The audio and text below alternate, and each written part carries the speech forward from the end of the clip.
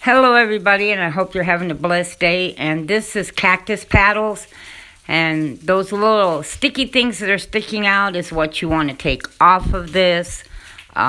There's so many ways to cook this, but first you want to take your knife and I guess what I call just slice them off. This is how I do it to get them off. The important thing, it doesn't matter so much as how you do it. Just don't touch them because they have these little stickers to them and then they get in your skin and they're kind of hard to get out. And so you want to avoid that. I lay them flat, usually on a paper towel or a napkin, and I just slide my knife over the top of them, front and back, and I kind of wipe my knife off. That helps to get the little stickers off of there. And then I cut the ends of them off.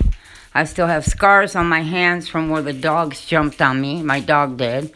But as you can see, I even cut off the sides and go around the edges to get rid of the ones on the edge and the side and on the back. There are so many ways you can cook nopales. The recipes are endless. They really are. And it's a free food for me usually. I have them in my yard. Now, sometimes I do buy them because they don't grow as much in the winter. They kind of, unless you live in a really warm place that's warm all the time and gets lots of rain, their growth kind of slows down.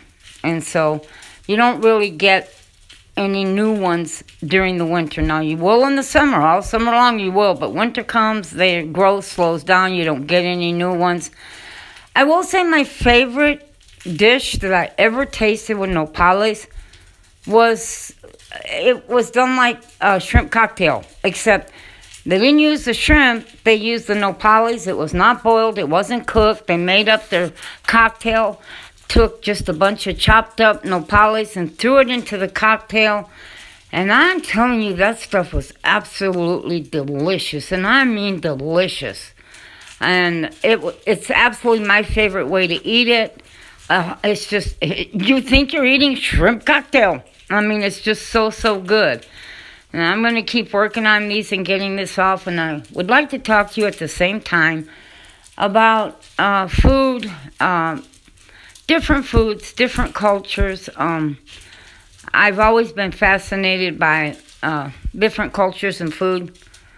And I can tell you one thing that I have learned about a lot of cultures, and they still do it today. They store foods that require no refrigeration, nothing. And they can keep this food years, months, a lot of times, like I said, years. They have salted, dried sardines. There is endless, the chili colorados that they do. Their foods are endless that are dried, and they just, corn, they make their corn tortillas on a daily basis, and it's made from dried corn. And so they have a lot of foods that they can cook, that they pick wild, that grows on their properties or their homesteads or whatever you want to call them. A lot of these people live in areas where there's lots of rain, lots of sun. They don't really have cold winters at all. And so getting food and just walking out in the wooded areas around them and picking mushrooms and all kinds of green leafy foods is very common. And it's also very common to have them, watch them store food for years that has been dried and salt cured, like their sardines that they do. They have some meats that they do that way too, and they shred it up. And it keeps for a very long time. It really, really does. Nopales is very famous in a lot of cultures because it's something that can grow year-round. It's a food free all year round to you.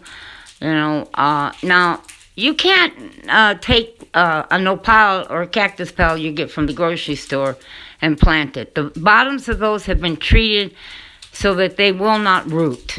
But if you find somebody that has some, then you can root it. Now, what I'm going to do with this here is I'm just going to mash up some beans. And just that's it, Beans is something that I keep a lot of on hand because I use an enormous amount of them. So to me, beans are an important part of my life. It's a dry food. It's one of those foods that can last for years and years because it's dry. I need some water here to drink as I do this. Let me see if I can hold on a second here and try to get some water.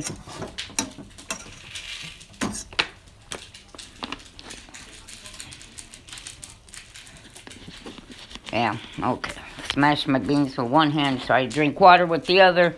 Now I'm going to put these nopales in a little bit of oil, lard, whatever you want to use. I'm going to fry them on both sides. This is something I'm going to make for breakfast. You can take nopales and beat up some egg whites and dip this nopales in the egg whites or the cactus paddles, whatever you want to call them. And you can fry them with, dipped in egg white. Delicious. Serve them with a nice tomato sauce over the top of them. Just blended up tomatoes or salsa or whatever you want that you've heated up and pour over the top of them. They're really, really good. You can use them like a sandwich. You can take 2 cactus paddles, pretty much the same size. You can put some ham, some onions, some cheese, some tomatoes. Put another cactus paddle on top. You can wrap it up in aluminum foil, wrap it up really good, and put it in a pan or in your oven and just flip it and turn it until it cooks and gets nice and melted, the cheese and the ham nice and warm on the inside. And then just take a knife and fork and yum, yum, yum. It's delicious. Like I said, there are so many ways that you can use cactus paddles. Imagination is limitless. I like to fry them like you do okra. I cut them up because they're kind of snotty, kind of like okra is. And I just, cut them up in small pieces and rinse them and then throw some cornmeal over them and fry them like okra. I don't know anybody else who does it that way, but I do. The first time I ever had them, I said, well, this is kind of like okra. It kind of tastes like whatever you put with it, but it really doesn't have much of a taste, but it's a little bit on the snotty side. And I said, this kind of reminds me of okra. And I said one day, well, I wonder if I could do it like okra. And I did. And it tastes good. But here it is. I've browned on both sides. You want to do this. I cut it a little bit because it would try to curl up on me. When you fry them, sometimes they don't want to lay completely flat. So I sliced it a little bit. And it also helps it to cook more in the center. So this is a really good way to cook it. And what I'm going to do here is I'm going to put 2 eggs. I'm going to cook eggs and put eggs on top of this. Oh, beans first.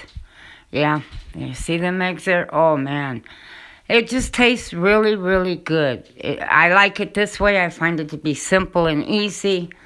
It's kind of like I do sometimes, like I said, in the winter pay for them when they're on sale. Because it's a very healthy food, very good for you. But all summer, I get them for free. So I enjoy them all summer long for free. And here we go. I'm going to put some beans on this. And I'm going to put egg on it after the beans, you see. Refried beans right on top of this. Very, very good. And then I'm cooking my eggs also to put on top. I'm going to put the beans first and then the eggs on top. And it's just whatever you can grow yourself. I can't get everything to grow. Not everything will. Water is a real issue where I live. And so this is something that grows on its own and it's food. And, you go to someone who lives in a country very, very poor, you will find out they eat the same things constantly, because it's what they can get their hands on. Now, I'm throwing some cheese on top of these eggs. Remember, I save a block of cheese. I cut it up and wrap it up, and I put it in the freezer. I buy the cheese when it's on sale so that I can use a little bit of it when I'm making something like this. And I'm throwing cheese on top of it. And then I'm going to put some of my favorite salsa that I make. I can my own salsa. That's something I do, is can. I don't can everything because, it's too expensive and I can't get everything to grow. And so some things I just don't can, but salsa I do. And so I have a supply of, salsa that I make and can every year. And I put it on this, which it tastes very, very good with this. Now, this is just one way of making nopales out of hundreds of ways you can make them. I hope this is helpful, and God bless.